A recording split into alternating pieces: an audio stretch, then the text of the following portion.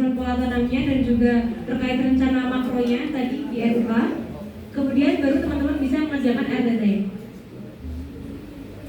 Nah, untuk RTT ini yaitu selama 10 tahun sesuai dengan jangka kalian. Misal katakanlah ini tahun 2025, nanti selanjutnya 2026, 2027 dan seterusnya. Kemudian untuk tahun pertama di tahun 2025, teman-teman bisa mengisikan ini klaster HWD-nya mana, jumlah peta atau anak peta yang akan direncanakan itu ada berapa totalnya, itu ada di PDE 20 nantinya. Kemudian total luasan yang akan direncanakan, nanti tinggal di sum aja luasan yang akan direncanakan dalam tahun pertama itu berapa. Kemudian teman-teman bisa langsung mengisi di sini, di kolom ini ada klaster HWD-nya. Aku contoh katakanlah di sini ada klaster T2DS, garis miring Kalang untuk HWD-nya, Kabupaten Ngawi, DES-nya Solo, bloknya model rehabilitasi hutan dan lahan. Ini semua, informasi ini semua itu sudah ada di evaluat kalian. Jadi jangan sampai itu terpisah karena akan sulit untuk mencarinya nanti. Kemudian untuk peta atau anak petanya itu disesuaikan dengan PDE 20 kalian, itu kan sudah ada. Tahun pertama yang akan ditebang, yang akan ditanam itu tahun berapa dan peta atau anak petanya itu apa, itu langsung dicantumkan di sini. Luasannya berapa, ini aku ambil sampel peta 1A, luasnya 1 hektar, kemudian jenis tanamannya itu apa yang lalu, mengatakan jati atau JBP, teman-teman bisa tulis salah satu aja. Kalau misal jati ya tulis jati, kalau JBP ya tulis JBP. Kemudian kelas hutan saat ini, kelas hutan sebelumnya itu apa menurut RPKH kalian. Kalau misal di situ sebelum ditanami pas ditebang itu KO5 atau mungkin TK atau TBK langsung aja dituliskan di sini sesuai dengan PDE 20 kalian. Kemudian bonita itu aku samplingnya itu 3. Kemudian bentuk tebangan. Ini harusnya tebangan A2. Oke, ini tebangan A2. Kemudian untuk pemilihan rencana tanaman atau sistem tanamannya itu kan ada 2 sesuai dengan dijelasin sama Mirza sama Lanang kemarin, itu agroforestry dan juga intensif. Dan teman-teman tinggal menyesuaikan aja berdasarkan asesmen kalian yang sudah di ACC Mirza, apakah itu masuk agroforestry atau intensif berdasarkan bloknya tadi. Ini, jadi setiap masing-masing blok itu pasti akan sama, cuma beda anak petanya aja. Katakanlah model RHL pasti tanaman jenis tanamannya itu akan sama itu terus. Kemudian kalau ganti blok baru jenis tanamannya akan berbeda, kayak gitu. Kemudian jarak tanamnya ini bisa langsung diisi, jarak tanamnya berapa, katakanlah jati aku ambil 3x3, kemudian alpukat aku ambil 5x5. Itu ditulis di agroforestry setelah mau pakai agroforestry. Ketika kalian mau pakai intensif, agroforestry-nya itu dikosongi, kalian tinggal masukkan di yang intensif, kayak gitu. Jadi dipilih salah satu. Kemudian untuk rencana tanaman, ini ada jumlah jenis per hektar. Nah, jumlah jenis per hektar ini didapatkan dari mana? Didapatkan dari asesmen kalian nanti. Katakanlah di sini aku ada jati itu tadi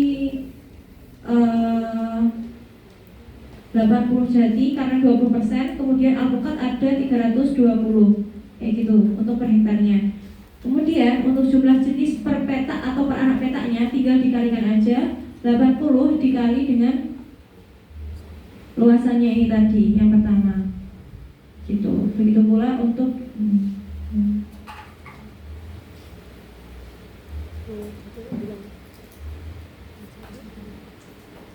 Nah, kemudian selanjutnya selain dari agroforestry itu ada tanaman tepi atau pagar. Ini sebenarnya fleksibel.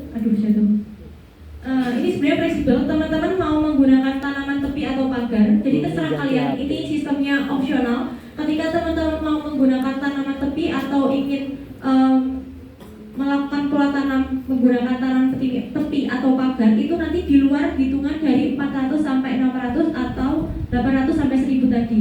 Jadi nggak masuk perhitungan itu untuk tanaman tepi atau pagarnya. Nah, untuk tanaman tepi atau pagar kita menggunakan keliling dari anak peta atau peta tersebut yang akan kita rencanakan.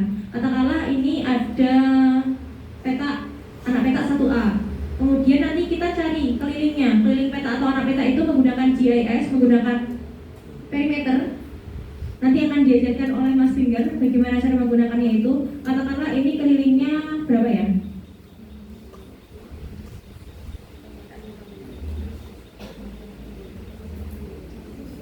500 meter gitu. Tinggal aja tulis 500, kemudian jarak tanamnya Untuk tanaman tepi atau pagar kita patenkan yaitu jarak tanamnya adalah 1x1. Jadi nggak boleh lebih dari 1x1. Jadi ketika kelilingnya 500, jarak tanamnya 1x1, otomatis jumlah per peta atau anak petanya adalah 500 bibit. Kayak gitu. Kemudian untuk pembuatan teras atau anggelan ini ada atau tidak berdasarkan keterangan kelerengan yang ada di sini.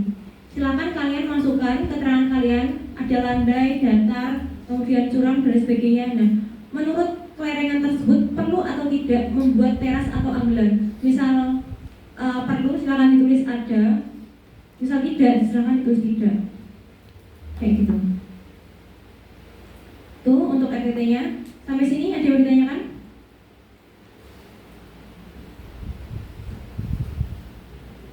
Ada yang ditanyakan? Gak ada? Paham? Ini diem nih, gak paham, gak nyampe apa? Mbak boleh ulangi yang bagian itu nggak? Yang tanaman pagar, nentuin jumlahnya. Yang tanaman pagar ya? Oke, untuk tanaman tepi atau pagar, ini sifatnya opsional. Jadi teman-teman boleh menggunakan tanaman tepi atau pagar atau tidak, itu terserah kalian. Dan untuk perhitungan jumlah bibitnya, itu di luar dari asesmennya Mirza tadi. Jadi nggak ada dalam rentang 400 sampai 600 ataupun 800 sampai 1000. Saya katakanlah di sini nanti, ini masih kurang satu. Ada jenisnya di sini nanti. Jenisnya itu tak tampil nanti di sini. Saya gambar.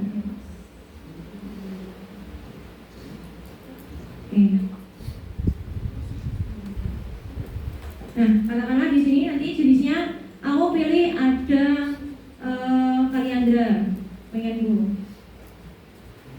Ya udah, 1x1 kaliandra jumlahnya 500 kayak gitu. Jadi itu di luar dari perhitungan ketentuan antara range 20% dan 400 sampai 600 atau 800 sampai 1000. Jadi di luar itu. Ada pertanyaan? Dan untuk menentukan kelilingnya tadi pakai GIS itu. Oke, ada pertanyaan dari teman-teman? Gak ada? Oke, nah ini nanti dikerjakan untuk memudahkan kalian mengisi dari RUK yang dipindah di sini, yang sheet yang ini, itu kalian silahkan membuat dan mengisinya itu diurutkan. Misal bloknya itu model rehabilitasi, kalian dulu kan rehabilitasi semua dulu. Habis itu setelahnya baru yang selanjutnya blok apa, jadi diurutkan gitu. Jangan ada yang mencar-mencar per bloknya. Begitu pula dengan jenisnya. Kalau misal jati ya jati dulu. Kalau misal nggak bisa ya pokoknya fokusnya ke bloknya aja. Atau jati.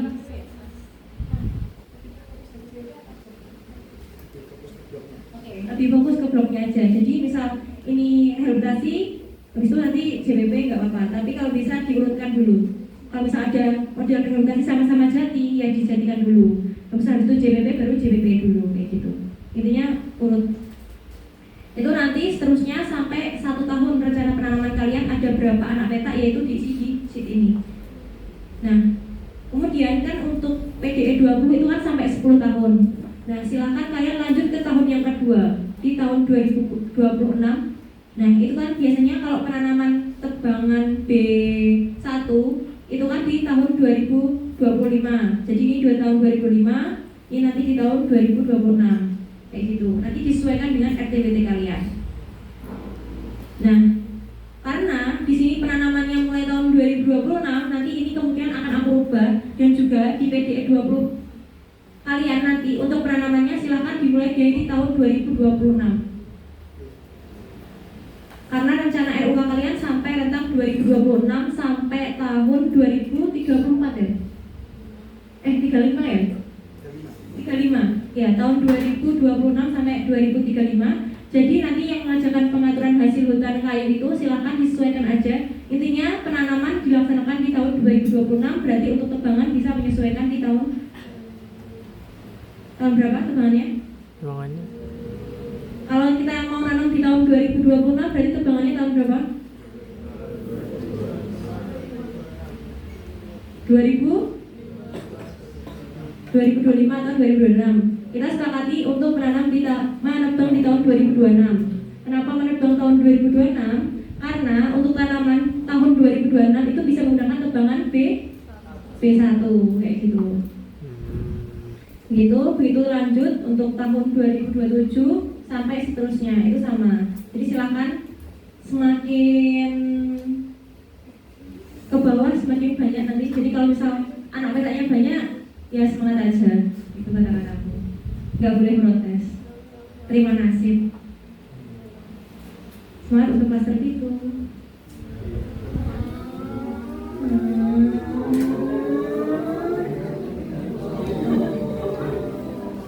Gak apa-apa master kutukan itu. Oke, setelah teman-teman selesai mengerjakan RTT tanaman ini, barulah teman-teman bisa lanjut ke yang RUK-nya Ranang tadi, yang terkait rencana produksi. Itu adalah ringkasan dari RTT tanaman tadi. Katakanlah untuk penyiapan bibit dan sebagainya, kemarin kan udah dijelasin sama Mas Anang, jadi tinggal kalian mengisinya di sini sesuai dengan jumlah bibit yang ada di sini nantinya. Jumlah bibitnya tahu dari mana? Dari jumlah jenis per petanya ini nanti. Jadi tinggal di sama dengan plus gitu. Jadi nggak perlu pakai alat verifikator lagi, gitu. Itulah dengan JPP, JK dan blok lainnya. Itu. Terus lanjut ya. Oke, ini ada pola tanam per blok dan per jenis tadi. Nah kan kalian sudah asesmen tuh sama Mbak Firza. Silakan tinggal di copy aja pola tanamnya itu seperti apa, di copy di sheet ini. Kayak gitu. Pola tanamnya apa. Setelah selesai, ngapain? RTT cukup sampai sini. Ada pertanyaan RTT? Gampang kan? Gampang. Oke. Nah, jadi untuk RO ini dimulai dari NPS atau apa? Normal progress schedule. Oke, bentar. Normal progress schedule itu berdasarkan tata waktu kalian. Nah, sebelum itu silahkan dilengkapi dulu yang ini. Kalian klaster apa? Katakanlah tadi itu DS, itu DS, HWD-nya apa? Kalang, peta atau anak petanya apa? Jadi untuk RO ini adalah per peta dan per tahun. Kayak gitu. Jadi kalau misal di PDE 20 kalian ada 10 peta, jadi ada 10 RO dikali 10 tahun jadi ada 20. Ada 100 ya? 100. Iya gak sih? Iya kan? Ada 100 kan? Ya, ada 100. Tapi gampang aja, RO-nya nggak akan berubah-ubah setiap tahunnya. Jadi kalian tinggal ganti angkanya aja pada dasarnya. Karena ini sudah aku lebih mudahkan. Kenapa? Di gelombang satu kemarin tuh nggak ada tak buatin template kayak gini, nggak ada tak buatin rumus, jadi mereka amburadul. Nah di sini tinggal dimasukin aja klasternya, HWD-nya apa, peta atau anak petanya apa, luasannya berapa dalam anak peta tersebut, terus habis itu jumlah tanaman per peta. Nah tadi kan aku pakai 400, jadi tak tulis di sini 400. Terus di tanamannya apa? Aku ada jadi sama alpukat. Misal kalian ada nambah, tinggal digeser ke sampingnya lagi. Jadi tanaman apa? Di sini jadi sama alpukat, tak taruh di sini. Ini untuk apa sebenarnya? Ini untuk tabel batu untuk RO biayanya nanti. Kayak gitu. Nah di sini 80 sama 320. Habis itu jarak tanamnya berapa? Kalau di sini, kemudian untuk satuannya kan 1 hektar. Kita pakainya Mas ya. Jadi 100 kali 100 itu 100 meter. Ini itu pengisiannya belum ada biayanya, jadi hanya jumlah fisik dan tata waktu. Nah di sini aku udah masuk ini kegiatan-kegiatannya apa aja, jadi teman-teman tinggal menyesuaikan aja. Contoh, ada pengadaan patok arah larikan. Nah pengadaan patok arah larikan ini sesuai dengan jenis tanaman kalian. Aku ada jati, berarti nanti tak tulis pengadaan patok arah larikan jati. Habis itu bawahnya pengadaan patok arah larikan alpukat, kayak gitu. Begitu pula untuk bibit, berarti di sini karena aku memudahkan kalian tidak perlu membuat RTT persemaian, silahkan kalian membeli bibit. Jadi kalian cukup membagi bibitnya itu. Jadi tinggal ditulis aja bibitnya apa, kayak gitu. Misal tadi aku bibit jati, tak tulis bibit jati, terus bibit alpukat, tak tulis bibit alpukat. Kemudian ini ada pengadaan persemaian sementara. Nah, pengadaan persemaian sementara ini hanya untuk 1 tahun pertama. Jadi untuk tahun kedua, ketiga dan seterusnya sampai ke 10 tidak perlu ditulis lagi. Kayak gitu. Cukup tahun pertama aja untuk pengadaannya. Terus habis itu ini sama, ini timeline waktunya udah tak buatkan. Kalian tinggal apa? Tinggal mengisi sesuai dengan luasan dan kebutuhan kalian. Jadi katakanlah pengadaan patok arah arah larikan itu akan diadakan di bulan Juni. Jumlahnya berapa? Nah, nanti tahu jumlahnya berapa itu dari mana? Dari sini. Nah, nanti dari sini, dari RO biayanya. Di sini nanti tinggal dimasukkan berdasarkan apa? Berdasarkan volumenya. Nah, di sini aku butuh 16 patok arah larikan untuk Jati, katakanlah gitu. Berarti di NPS tuh nanti aku mau Jati itu mau tak adain di bulan apa? Aku katakanlah aku pengen adain di 2 bulan aja. Jadi tak bagi 2 aja, 8 sama 8. Ini 108. Kayak gitu. Jumlahnya gimana? Ini tinggal disam aja. Sini disam dari ini. Nah, kayak gini. Terus jumlah ini tuh apa? Ini adalah jumlah keseluruhan dalam 4 triwulan. Ini cuma tinggal disam aja. Sam dari ini semua. Ini ditambah ini ditambah ini ditambah nih. Dah, selesai kayak gitu. Begitu pula berlaku untuk yang lainnya. Jadi kalian harus dapat dulu nih kebutuhan kalian itu ada berapa kayak gitu. Nah, sehingga setelah menemukan berapa volume kebutuhan kalian dalam seluasan kalian, kalau misal katakanlah kalian butuh 100, kalian mau menyelesaikan dalam 1 bulan, tapi kalian harus berpikir dengan naluri kalian, make sense gak sih kalau aku mau pengadaan patok 100, oh masih bisa 100, ya udah tak buat cuma 1 bulan aja. Kira-kira aku pengen nanamnya di bulan Desember nih, jadi aku masih mau ngadain di bulan Agustus, oke tak buat 100 di sini. Habis itu aku nanamnya, misal katakanlah ada 5.000 bibit, 5.000 bibit dalam 1 bulan bisa apa enggak? Kalau nggak bisa dibuat 2 bulan, jadi tinggal dibagi 2 aja, 2.500 ditambah sama 2.500, November 2.500, Desember di 2.500. Jadi pinter-pinter kalian mengotak-atik angka itu sendiri berdasarkan ketetapan di satuan volume total, kayak gitu untuk aturan timeline-nya.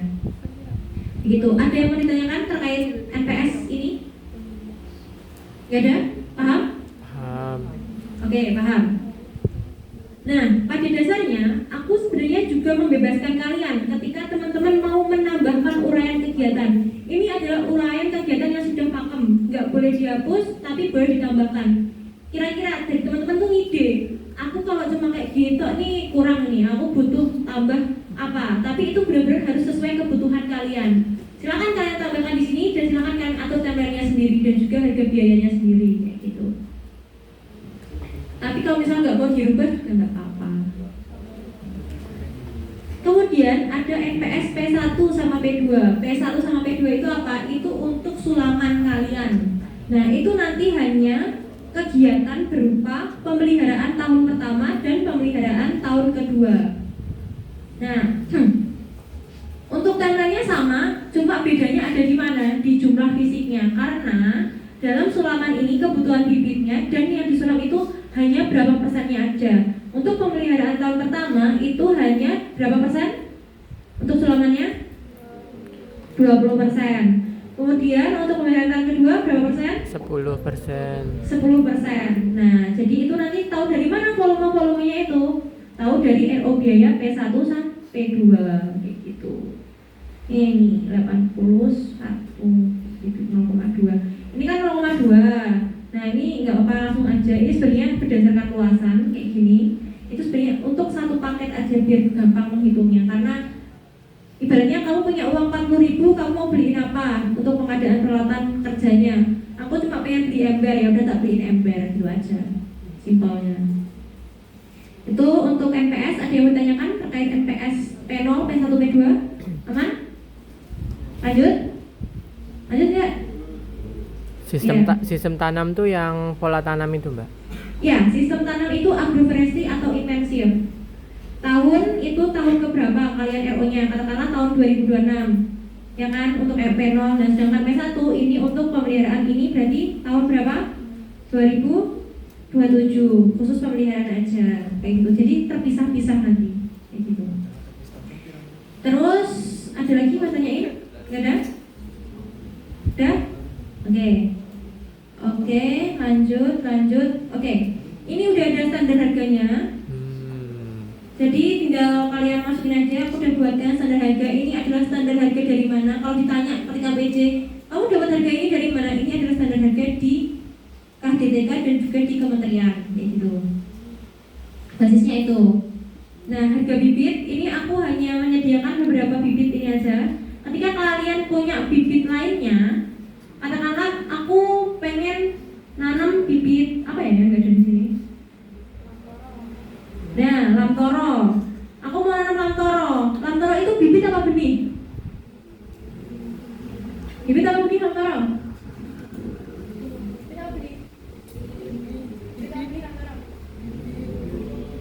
Benih? Benih kan? Jadi hitungannya batang, branches atau kilo. Nah, kilo. Berarti nanti di sini tinggal tulis aja kilo satuannya. Dan kira-kira dalam 1 kilo itu kalian berpikir lagi nih. Dalam ketika kalian menggunakan benih ya, kalian harus bisa berpikir dalam 1 kilo itu bisa sampai berapa tanaman yang akan dihasilkan nanti. Katakanlah dalam 1 kilo itu cuma bisa tak buat 100 tanaman atau mungkin 25 tanaman atau 50 tanaman ya. Kalian harus bisa mengasumsikan itu dengan argumen kalian yang ada tersendiri. Itu kalau benih, sulitnya di situ. Tapi terserah kalian mau pakai benih untuk menyulitkan juga nggak apa-apa. Kalau mau pakai satuannya franchise juga nggak apa-apa, biar lebih mudah gitu. Kalau misal katakanlah dalam satuan franchise, kalau mereka nggak mungkin franchise, aku mau nanam pinus di sini, walaupun di sini nggak mungkin ada pinus ya. Tapi di sini standar harga aku nggak ada nih. Tugas kalian adalah mencari standar harga. Aku tidak mau standar harga itu berdasarkan Shopee. Kenapa? Karena itu sangat menyesatkan untuk standar harganya Shopee untuk bibit. Pasti ada harganya sampai 50.000, 100.000. Teman-teman gelombang 1 tuh kayak gitu soalnya. Dan itu gak logis sama sekali. Suatu keuntungan teman-teman yang tinggal di HWDW itu, ada HWDW itu? Nah, kalian tinggal di rumahnya bos bibit. Jadi silakan kalian menggali sebanyak-banyak informasi harga bibit. Jadi kalian mau, Mas, aku bingung nih harga bibit ini, tanaman ini berapa ya harganya? Silakan kalian masukkan. Kayak gitu. Ketika misal katakanlah di kegiatan ini belum ada pengangkutan biaya distribusi bibit sampai persemaian, ya sudah kalian tanyakan aja ke berdasarkan wawancara dari bos bibit itu. Mas, kalau pengangkutan ini itu berapa ya harganya? Nah, tapi sebenarnya berdasarkan standar hargaku ini itu sudah sekaligus ongkir dari bos bibitnya sendiri. Jadi tapi dalam satuannya nggak cuma berapa, mau 10 batang nggak berlaku, tapi ketika 1000 batang, 2000 batang itu nggak ada ongkir kayak gitu. Jadi pakai ini tanpa ada distribusi biaya bibit lagi. Oke, ada mau tanyakan terkait standar harga? Nggak ada. Oke.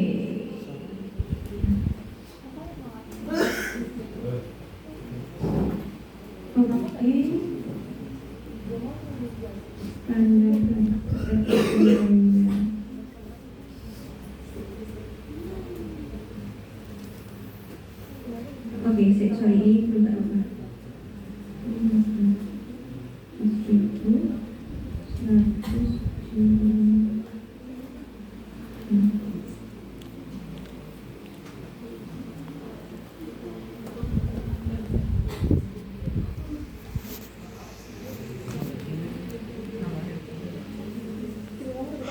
Oke. Kemudian selanjutnya untuk menghitung RO biaya, gimana caranya? Nah, berdasarkan uraian-kegiatan itu, satuannya silakan dituliskan di sini. Berapa patok, berapa batang, berapa unit, berapa kilo, berapa liter, paket atau lain sebagainya. Ini tulisan satuan. Kemudian ini adalah jumlah per hektar. Jadi dalam 1 hektar kita butuh 16 patok arah larikan, gitu. Begitu pula untuk ajir. Nah, dalam ajir ini itu berarti otomatis adalah keseluruhan jenis tanaman kalian. Jadi aku di sini karena 1 hektar, aku masukin di sini nih. Nah, sama dengan ini jumlah tanaman per peta atau per anak peta nanti. Jadi totalnya adalah 400 kebutuhan ajirku. Dan pengadaan bahan papan nama. Nah, aku sudah sini pengadaan patok arah larikan. Sebenarnya patok arah larikan itu seperti apa? Mungkin ditanya dosen. Nah, patok arah larikan itu adalah untuk mengetahui pengajiran kalian dan penataan arah larian kalian itu kemana. Jadi itu patoknya itu nanti diletakkan di muka, di bagian depan jenis tanaman kalian yang paling pertama, di pola tanam pertama. Katakanlah pola tanammu yang pertama misal ya, aku tuh ada ruangan pertama itu area jati dan yang belakang tuh alpukat. Jadi patok arah larikan itu nanti di depannya tanaman jati itu sendiri dan perlarian. Dan ternyata ketika peletaran tuh gambar itu ada 10 larian, ya berarti ya udah tinggal 10 patok arah lariannya itu. Jadi di depannya setiap jenis tanaman perlarian. Itu fungsinya patok arah larian. Biasanya kalau di KDTK patok arah larian itu warnanya merah dari bambu dan itu tingginya sekitar 1,5 meter. Kayak gitu. Kemudian acir, udah tahu fungsinya acir untuk apa? Pengadaan bahan papan nama 120 cm x 90 cm. Ini satu anak petak satu. Fungsinya untuk apa? Ini untuk mengetahui. Biar nanti di papan nama tuh ada tulisan tanaman apa, jenis apa, tahun tanamnya berapa. Kayak mungkin bisa kalian lihat di peruntukan itu. Itu fungsinya untuk bahan papan nama. Kemudian pupuk ini ya untuk pupuk pada semestinya untuk pupuk tanaman dengan asumsi sekilo dalam 1 hektar ini butuh 400 kilo. Jadi satu lubang ada 1 kilo. Kemudian untuk pengadaan obat-obatan atau herbisida, itu fungsinya untuk apa? Itu untuk pembersihan lahan. Katakanlah ketika kalian lihat di kondisi KDTK saat ini secara existing itu ada tanaman jagung, ada tanaman tebu. Otomatis ketika kalian ambil agroforestry atau mungkin intensif nanti pasti ada bekas-bekas yang perlu dibersihkan sehingga perlu dilakukan penyemprotan, entah obatnya Roundup atau lain sebagainya, sehingga kita asumsikan secara general yaitu herbisida dengan asumsi yaitu 5 liter per hektar kayak gitu. Begitu pula untuk pengadaan peralatan kerja yang tadi sudah aku jelaskan itu per paket. Kenapa satuannya paket? Karena kita biar nggak terlalu membreakdown lagi misal harga cangkul, harga parang atau harga ember dan sebagainya, sedangkan kebutuhan dalam lapangan itu kan terlalu tidak menentu kayak gitu. Bundling. Jadi misal katakanlah ini dalam 1 hektar aku hanya ada satu paketnya 200.000. Jadi bebas nih aku alokasikan kemana 200.000 itu. Entah mau tak buatin ember, terus tak buatin kuas atau tak buatin cangkul kayak gitu. Habis itu pengadaan bubuk atau pondok kerja sementara itu adalah 1 unit per petak atau per anak petak. Nah ini sementara ya pada bubuk-bubuk pada umumnya yang mungkin teman-teman pernah istirahat di anak petak atau anak petak. Nah ini harga satuannya adalah 1 juta. Yang nggak bagus-bagus banget dan nggak jelek-jelek banget ya kelas menengah ke bawah. Kemudian pengadaan persemaian sementara ini hanya 1 tahun aja. Jadi tahun berikutnya tidak perlu melakukan pengadaan. Kenapa? Nggak perlu melakukan pengadaan lagi karena untuk pengadaan persemaian sementara itu bisa dipindah. Jadi persemaian itu bisa dibongkar pasang kayak gitu. Misal tanamanmu sudah selesai di anak petak ini tahun ini, tahun selanjutnya ini akan dipindah lagi persemaiannya sementara kayak gitu. Kemudian pengadaan bibit.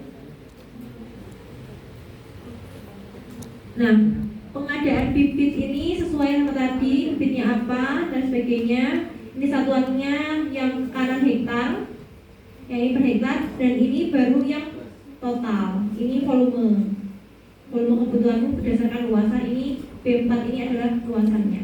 Pakai 1 hektar, makanya sama. Kemudian gaji dan upah itu satuannya adalah HOK.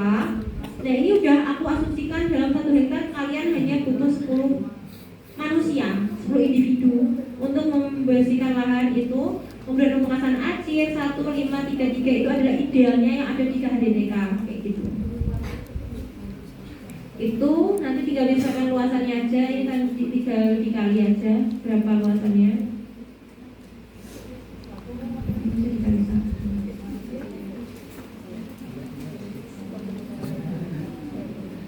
Oke, untuk harga satuan ini dari mana? Dari standar biaya yang ini. Kemudian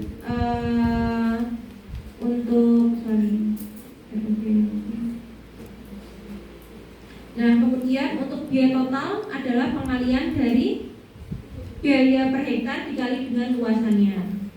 Itu ini adalah jumlahnya total. Ini biaya total dari keseluruhan ada 13 juta di luar bibit. Terus setelah ini selesai, teman-teman membreakdown di setiap triwulannya. Gimana caranya membreakdown setiap triwulannya itu sama kayak yang tak jelasin di SPS tadi. Tinggal diisi aja warna-warna yang kuning-kuning ini. Misal katakanlah aku mau tadi pengadaan patok arang larikan itu mau tak buat 2 bulan di bulan Juli sama Agustus.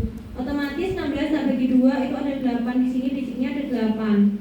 Kemudian biayanya 8 itu berapa? Ya udah tinggal sama dengan harga satuannya berapa tadi? 1.500 tak kali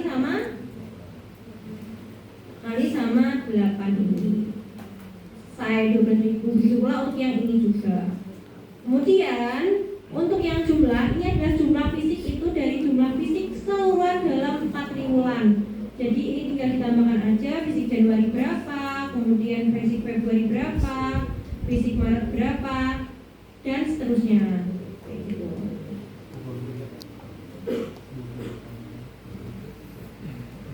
Ini tidak namanya.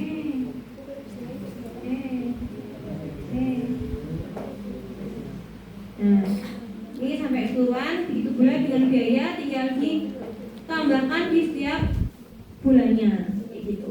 Nanti totalnya sampai di bawah sini tinggal disam. Harusnya total di sini harus sama dengan total yang ada di sini. Jika beda berarti ada yang salah. Pengalaman dari gelombang 1, mereka banyak yang tidak match antara di sini dan juga di sini. Jadi nanti silahkan kalian harus ada yang teliti. Misal kalian jangan jawaban pertemuannya suruh neliti. Itu untuk RO biaya yang P0, untuk P1 sama, caranya sama, cuma bedanya adalah dikali sama 20%. Dikali 20%. Nanti tak kasih Excelnya, kalian tinggal ganti-ganti aja.